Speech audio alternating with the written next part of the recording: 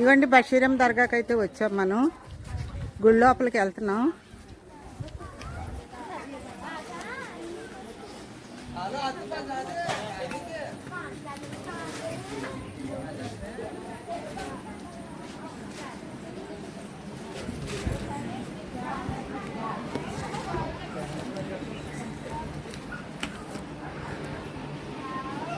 ఇవ్వండి ఇక్కడైతే ఫాతియా ఇస్తారు.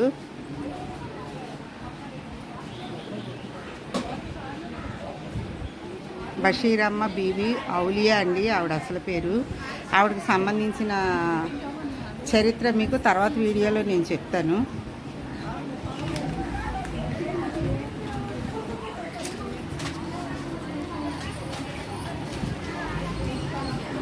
అయినా ప్రాబ్లం ఏం లేదు కదా. ఇవ్వండి కొబ్బరికాయలు అయితే ఇక్కడ కొడతారు. బషీరమ్మ బీబీ ఔలియా గారికి ఇంకో పేరు కూడా ఉందండి, బంగారు పాపియమ్మ అని. ఒకప్పుడు బంగారం కురిపించి ఇవ్వాలంటండి, అందుకని చెప్పి బంగారు పాపియమ్మ, బంగారం ఇచ్చి ఇవ్వరటం, అందుకని బంగారు పాపియమ్మ అని కూడా పిలుస్తారు. హిందూస్ ముస్లిమ్స్ అందరూ కూడా ఇక్కడికి వస్తారండి.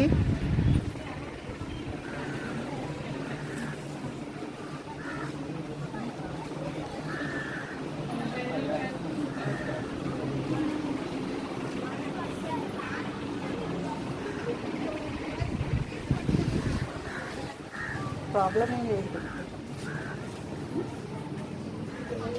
ఇదిగోండి ఇక్కడ ఉయ్యాలు ఉందండి. పిల్లలు పుట్టలేని వాళ్ళు ఎవరైనా ఉండి ఇక్కడికి వచ్చి బషీర్ ఔలియా బీబీ గారికి మొక్కుకుంటే పిల్లలు పుడతారండి. పిల్లలు పుట్టిన తర్వాత పాప బాబు తీసుకొచ్చి ఇక్కడ ఉయ్యాల్లో వేసి ఉయ్యాలు ఊపుతారండి. పిల్లలు పుట్టలేని వాళ్ళు మొక్కుకొని పుట్టిన తర్వాత తీసుకొస్తారండి.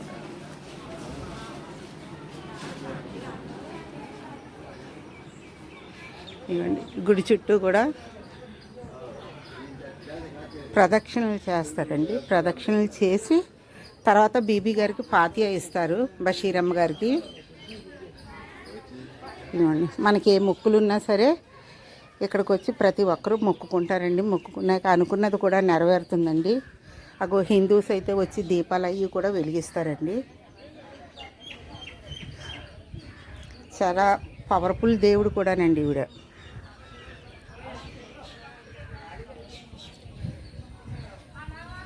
అసలు 7 అంతస్తులు ఉండేదంటండి. తర్వాత తుఫాను వచ్చి ఒకసారి ఇదంతా మునిగిపోవటం వల్ల ఈ ఒక్క అంతస్తే మిగిలిందండి. మొత్తం గుడి అంతా కూడా కిందకి దిగిపోయి ఒక్క అంతస్తే మిగిలిందండి. ఇగోండి తుఫాన్లో దిగిపోవడం జరిగిందంటండి. అంటే ఇంకా చాలామంది చాలా కథలుగా చెప్తారు, కానీ అదంతా కాదండి, తుఫాను వల్ల దిగిపోయిందంటండి. ఇవ్వండి చాలామంది ఇక్కడికి వస్తారండి. ఉదయాన్నే భోజనాలు అయ్యి వండుకొని ఇక్కడికే తెచ్చి ఆవిడకి ఫాతియా ఇచ్చి వాళ్ళు ఏవైతే మొక్కులు మొక్కుకున్నారో అవన్నీ తీర్చుకుని సాయంత్రం వరకు ఇక్కడే ఉండి వెళ్తారండి.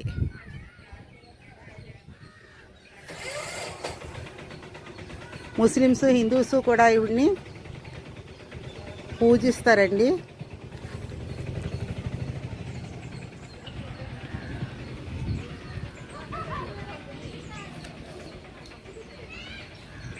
గుడి చుట్టూరు కూడా తిరుగుతారండి.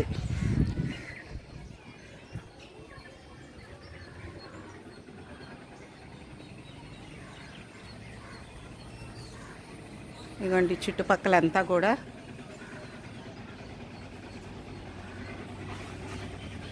ఈ పొన్నాడండి. పొన్నాడకు దగ్గరలో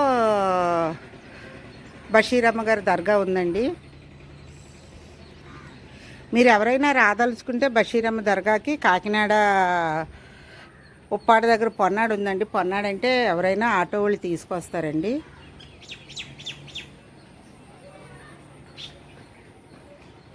ఆర్టీసీ కాంప్లెక్స్లో దిగి పక్క ప్రాంతాల నుంచి ఎవరైనా రావాలనుకుంటే ఆర్టీసీ కాంప్లెక్స్లో దిగి అక్కడి నుంచి పొన్నాడు బషీరమ్మ దర్గా కంటే తీసుకొస్తారండి.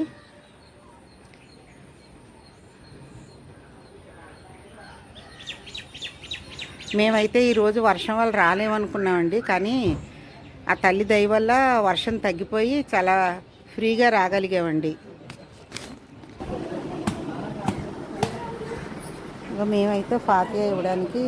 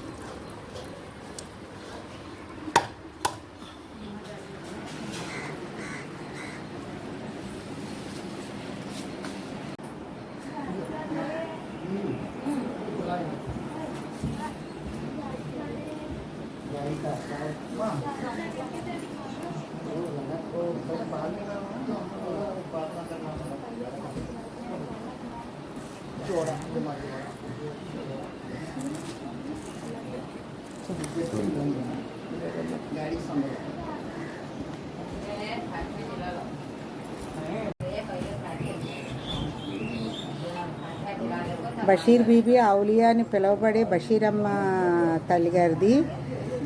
అసలు శ్రీకాకుళం అంటండి. బషీర్ బీబీ తండ్రి గారు శ్రీకాకుళం జామియాలో మసీదు అయాంగా ఉండేవారట.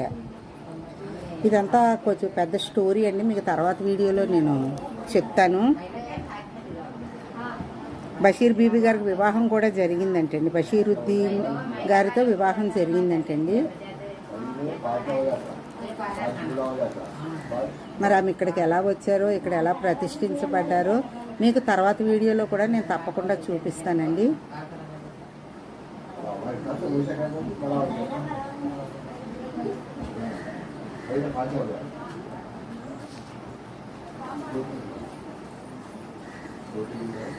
బషీర్ బీబీ ఔలియా గారు ప్రతిరోజు 5 పూట్ల నమాజ్ కూడా చేసేవారంటండి.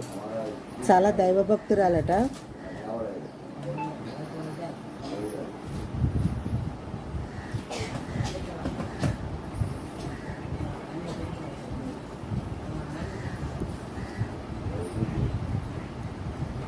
బషీర్ బీబీ గారి భర్త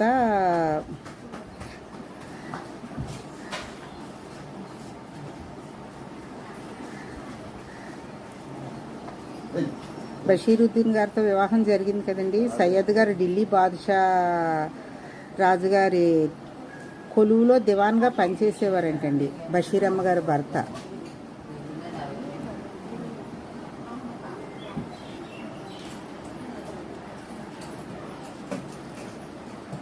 బషీరమ్మ బీబీ ఔలియా గారికి ఒక హిందూ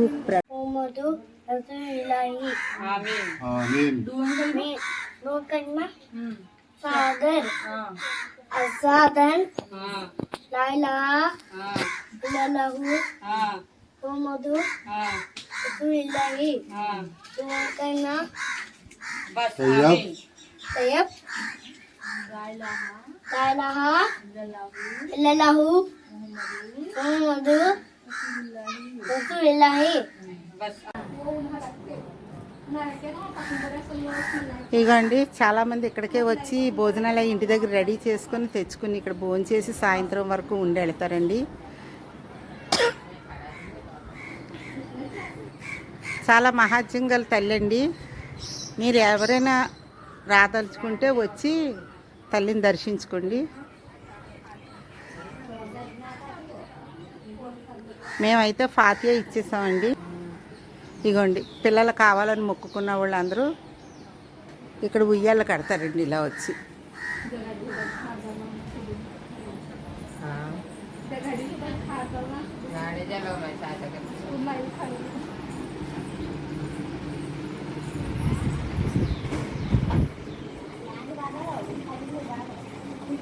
మీకు మళ్ళా వీడియోలోని బషీరమ్మ బీబీ ఔలియా గారు అసలు ఇక్కడ ఎలాగా స్థాపించబడ్డారో మీకు వివరంగా చెప్తామండి. మాకైతే కొద్దిగా తెలిసినంత వరకు మీతో షేర్ చేసుకున్నాము.